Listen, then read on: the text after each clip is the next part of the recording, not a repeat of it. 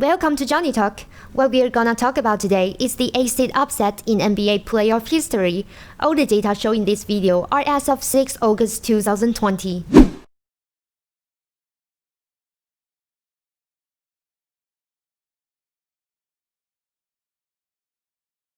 Before we start our topic, we'd like to introduce the NBA season first.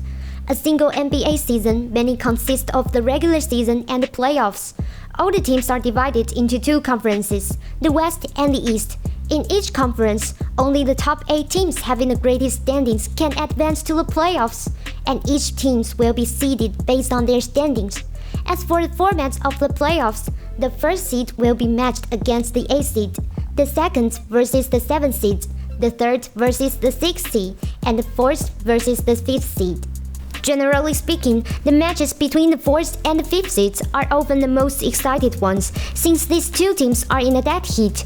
In other words, the matches between the 1st and the 8th seeds are always the one-sided games. Take the 2019 NBA playoffs as an example. In the Eastern Conference, the Milwaukee Bucks, the 1st seed, got the records of 60 wins, while the Detroit Pistons, the 8th seed, only got 41 wins. In contrast to the disparity between the Bucks and the Pistons, the numbers of Boston Celtics and the Indiana Pacers wins were much closer to each other. As the 4th seed, the Celtics got 49 wins, while the 5th seed, the Pacers got 48 wins. In addition to the disparity between each other, the home advantage the 1st seed has also make it difficult for the 8th seed to upset the 1st seed. As a result, there are only 5 8th seed upsets in NBA playoff history. And now, let's talk about these 5 teams having such fantastic records. The first 8th seed that defeated the 1st seed in NBA history is the Denver Nuggets. In 1994, the Nuggets advanced to the playoffs with 42 wins, 40 losses, and played in the first rounds against the Seattle Supersonics, which got 63 wins, 19 losses, the best standing in the league. However, the Nuggets won the game in the end. At that time, Derek Strength, the 2-time winner of the NBA Six-Man of the Year award, Shawn Kemp, who had amazing dunking skills, and Gary Payton were in the Sonics. And George Karl, who had gotten over 1,000 wins in his career, served as the head coach of the Sonics. As for the Nuggets, Mailman Abdul-Rauf was then on the team, averaging 18 points, the most points in the team. And the 4-time winner of the NBA Defensive Player of the Year award, Dikembe Mutombo, was the star center in the Nuggets. In the first 2 games of the series, the Nuggets was trailing 2-0. But in Game 3, the Nuggets' Reggie Williams scored 31 points on 11 of 16 shooting, making them 1-1 game. In Game 4, the Nuggets' LaVonzo Ellis scored 27 points on 10 of 20 shooting with 17 rebounds, including 6 offensive rebounds. Mutombo also scored 10 points with 16 rebounds and 8 blocks. The Nuggets, as a result, won the game 94-85, tying with the Sonics 2-2 in the series. In critical Game 5, the Sonics' home game, the Nuggets tied with the Sonics 86-86 with 35 seconds remaining. Though Ellis shot an amazing 2-pointer at the death 15 seconds, making the Nuggets lead by 2. The Sonics' Kendall Gill got the offensive rebounds after Gary Payton's miss and tied the game with 0.5 seconds left. The game was then sent to overtime. In the overtime, with 1 minute 30 seconds remaining, the Nuggets was still down 94-93. However, Ellis later on converted a 3-point play to put them up 96-94. Dikembe Mutombo blocked Shawn Kemp's shot with 31 seconds remaining, forcing the Sonics to adopt the 4th strategy. Finally, the Nuggets won the game 98-94, being the first 8 seed that upset the 1st seed. By the way, Mutombo blocked 31 shots in that 5-game series. That was really amazing. Though in the second round, the Nuggets lost Game 7 against the Utah Jazz, which was led by John Stockton and Karl Malone then. Judging by the Nuggets lineup, they really did a great job of advancing to the Western Conference second round. The second 8 seed that upset the 1st seed is the Golden State Warriors in 2007. At that time, the Warriors only got 42 wins in the regular season and was matched against the Dallas Mavericks, which had 67 wins. That was the best record not only in the league but also in their team's history. Compared with the disparity between the Nuggets and the Sonics in 1994 playoffs, the gap between the Warriors and the Mavs is relatively obvious. What's more, Dallas at that time consisted of many talented players like Josh Howard, Jason Terry, Jerry Stackhouse, and Dirk Nowitzki, the one also being voted MVP in 2007. Actually, the Warriors also got many great players in their team then, and most of them averaged more than 16 points per game, like A.I. Harrington, Stephen Jackson, Monta Ellis, Baron Davis, and the best dunker, Jason Richardson. Among them, Davis was the top-ranked player, averaging 20.1 points and 8.1 assists per game. And the Warriors averaged 106.5 points, which was ranked number 2 in the league, being second only to the Phoenix Suns' 110.2 points. In the beginning, the Warriors stole Game 1 at the Mavs home 97-85, but lost Game 2 112-99. In the Warriors Game 3, Jason Richardson dropped 30 points on the Mavs, leading the Warriors to victory. Then in Game 4, which was also at the Warriors home, the Mavs led Warriors 88-81 with 7 minutes remaining. However, in the fourth quarter, the Warriors pulled together and retook the lead. Stephen Jackson shot a three-pointer with 3 minutes 14 seconds left, making them only being down by 1 point. Baron Davis later on got 2 points, passing the ball to Andre Bjorndrift to make a slam dunk. Though the Mavs' Dirk Nowitzki made 2 consecutive three-pointers, the Warriors still won Game 4, 103-99. In Game 5, Nowitzki scored a game-high 30 points, leading the Mavs to a home victory. However, in the Warriors' Game 6, Nowitzki only hit 2 of his 13 shots, scoring 8 points, the lowest points in the series. On the other hand, the Warriors' Stephen Jackson scored 33 points with 7 three-pointers. The Warriors therefore beat the Mavs 111-86 in Game 6, completing their 8th over first seed upset. By the way, due to his frustration at the Mavs' loss, Nowitzki left a huge hole in the wall of the visitors' locker room. However, the Warriors didn't fill the hole. Instead, they hung their playoff shirt above it as a feature and a memorial of the arena. Unfortunately, though the Golden State Warriors beat the Dallas Mavericks in the first round, they were eliminated by the Utah Jazz 4-1 in the second round. In 2011, the San Antonio Spurs won 61 games, the best record in the Western Conference, and played against the 48-win Memphis Grizzlies. You must be familiar with the Spurs lineup, which included the great defender Danny Green and the Big Three, Tim Duncan, Manu Ginobili, and Tony Parker. As for the Grizzlies lineup then, it consisted of Mark Gasol, Zach Randolph, Tony Allen, Rudy Gay, Mike Conley, O.J. Mayo, and the other players. These two teams were both good at defending, losing no more than 100 points per game at that time. In the beginning, the Spurs lost Game 1 at home. In the fourth quarter, the Spurs was leading by 4, 98-94 with 1 minute left. But the Grizzlies' Mark Gasol got 2 points, and then Sham Battier shot a three-pointer, making them take a lead with 24 seconds remaining. Though the Spurs' George Hill tried to retake the lead with his three-pointer, he failed. The Grizzlies' Tony Allen later on made 2 free throws. The Grizzlies got a 101-98 win in Game 1. In Game 2, the Spurs got a 93-87 win. In the fourth quarter of Game 3, Zach Randolph, who only had 27.3% three-point field goal in his career, shot a three-pointer with 41 seconds left for a 91-88 lead, making the Grizzlies won again at home. In the following 2 games, the Spurs and the Grizzlies won again at their homes respectively. The Grizzlies got the 3-2 lead after Game 5. Game 6 was the Grizzlies' home game again. In the fourth quarter, Antonio McZias got 2 points with 4 minutes 40 seconds left, making the Spurs lead by 1, 80-79. However, that was the last time the Spurs was ahead. After Zach Randolph made a 2-pointer with 4 minutes 24 seconds remaining, the Grizzlies held the lead till the end, and they finally beat the Spurs 99-91, being the third A seed to pull off the feat.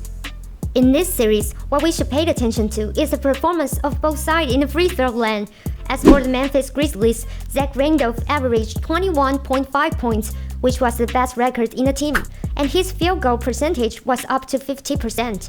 Mark Gasol averaged 14.2 points, also posting 12.3 rebounds double-double. And for the San Antonio Spurs, Tim Duncan averaged 12.7 points in this season. That was the second lowest playoff scoring average of his career. By the way, Duncan's lowest scoring average was 5.9 points in the 2015 and 16 season. He was 39 years old then. However, in 2011, when the Spurs was matched against the Grizzlies, he was 34 years old. It showed that the Memphis dynamic duo, Randolph and Gasol, really could interfere with Duncan's performance on the court. That was one of the major reasons that the Grizzlies could complete their 8th over 1st seed upset. Sadly, the Memphis Grizzlies lost to the Oklahoma City Thunder in the second round.